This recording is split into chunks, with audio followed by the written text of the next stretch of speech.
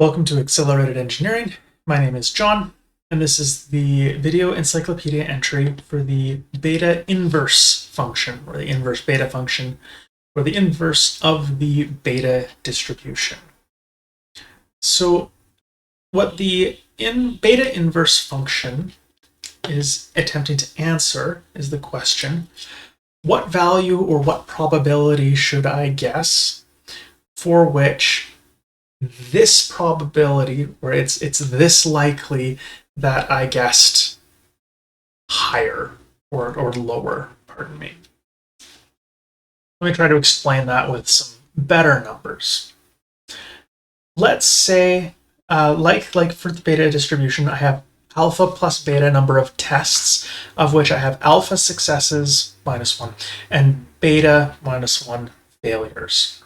So in this case, what I've done is I've taken a fair coin and flipped it 99 times. Sorry, that's not true. Flipped it 198 times. I'm just going to up this. So I flipped this coin 200 times. I got 100 successes and 100 failures, or 100 heads and 100 tails. That seems like it's a pretty fair coin.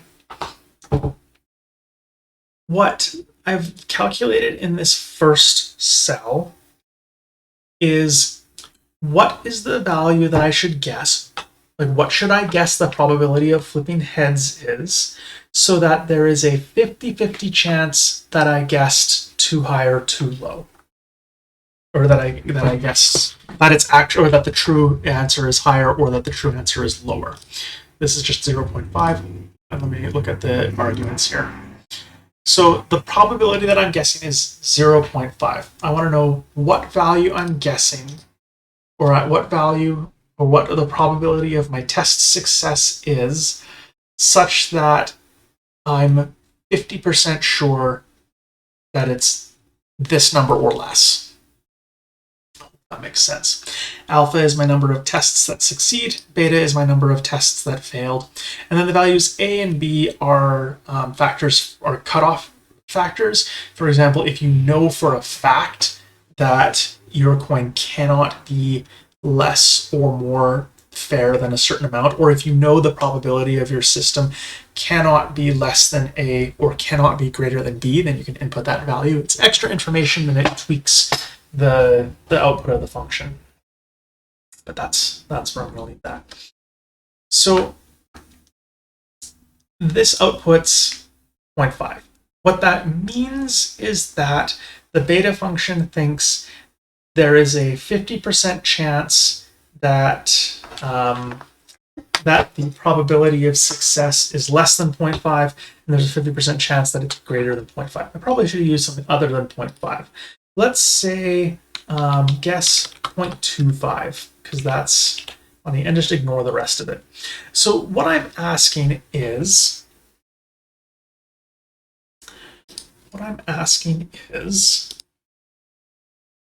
what number should I guess for the probability of this trial, so that there's a 25% likelihood that it's that number or lower? And it says 0.47. What does that mean? Well, what that means is, oh, this is going to be bad. What that means is, if I had these test parameters and I guessed that my coin flipped with a probability of greater than 0.48, there's a 25% chance that I'm right. Sorry, there's a 25% chance that I'm wrong. There is a 25% chance that the success rate is less than 0.47. Let's bump that up to 0.6. There is a 60% chance that my success rate is less than 0.51. And there is a 90% chance that my success rate is less than 0.545. Okay. Now I've built this little window here to kind of show some of that.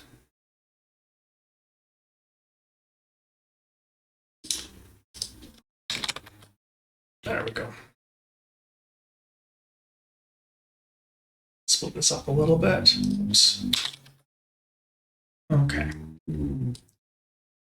I've got my window here. And I'll show what that window does.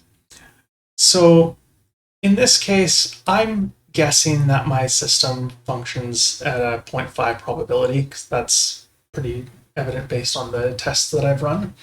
And what I'm asking here is I've just split the difference. I want to be like, what range do I think is probably, what range contains my actual likely probability?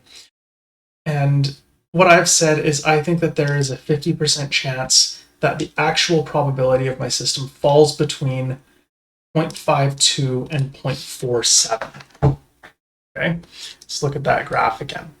This is about 0.47. This is about 0.52. Right? Yeah. Okay, so I think that my probability falls somewhere in this orange block. But there is about an even chance, 50% probability, that it falls outside of that. That my coin is actually greater than 0.523% chance, or 0.523 probability of success, or less than 0.476 probability of success. This is a tough one. So this line says that there is a 50% probability that it is less than 0.5. This line says that there is a 25% probability that it's less than 4.7 or 0.476. There is a 0.75 probability that it's less than 0.523. And what I've concluded from that in this particular use case is that between my 75% and my 25% probability, well, there's 50% hidden away in there. This calculator I can adjust a little bit. So let's say I wanted the 80% range, 0.8. There's an 80% chance that my actual probability, my actual fairness of this system is between 0.45 and 0.54. Let's just muddle with this a little bit. Let's say I ran 200 tests that succeeded and 100 tests that failed. Now, we could probably guess what this is going to be, that it's about 2/3 chance of success, or 0.66, and about 1/3 chance of failure, or 0.13. And this is just automatically updated using that beta inverse function. Again, looking at the number of successes, number of failures, it says that there is an even chance, there's a 50-50 chance that it is less than 0.6659, or which is pretty much 0.666. It's pretty much 2/3. That's good. That's kind of what we guessed it. Guessed it. I can't talk today. Let's change that range.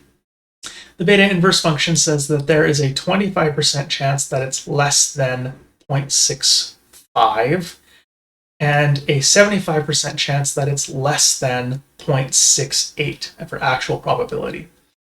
And that gives me 50% inside that window. But let's meddle with that, because we've said it's 2/3. We've run a lot of tests to show kind of how certain it is. Let's reduce the number of tests and see how that smears out or becomes less certain over time with fewer tests. So for example, 2 successes for every 1 failure. Let's use the numbers 21 and 11. That's 20 successes and 10 failures plus 1 alpha. But look how much it's spread out. Now my 25% probability is only 0.6. My 75 is 0.71.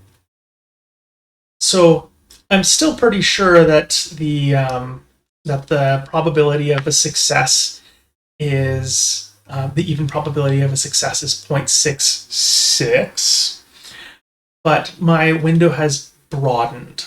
Anyway, this is 3 different uses or slightly different values of the beta inverse function. I hope that I explained that all right. It's kind of a tricky one. It's a tricky idea to wrap your head around. And that's the beta inverse. Check out the video on the beta distribution function to kind of see how it works the other way. Hopefully between the two that's clear. And then there's lots of good articles on how these distribution functions work. But this is just the functions themselves, which means that I should talk about the limits of their inputs. Probability has to be between 0 and 1, a decimal number between 0 and 1. Alpha and beta need to be integer values, and then A and B, if you include them, are bounds on the possible probability, and they must be between 0 and 1, a decimal number between 0 and 1. And that's the limits of the beta function. Also important to remember that the beta function, or the beta distribution, does not output an actual probability. It's like a probability density. It needs to be normalized before there's any useful values. Like the probability that this is 0.66 is not 4.7. That doesn't make sense. Yeah, because that just doesn't make sense. Anyway, this concludes the video encyclopedia entry for the beta distribution, or pardon me, the beta inverse function. Please take a moment to click the like button, leave a comment if you want, and subscribe if you want to see more content like this. Thanks for watching, and happy excelling.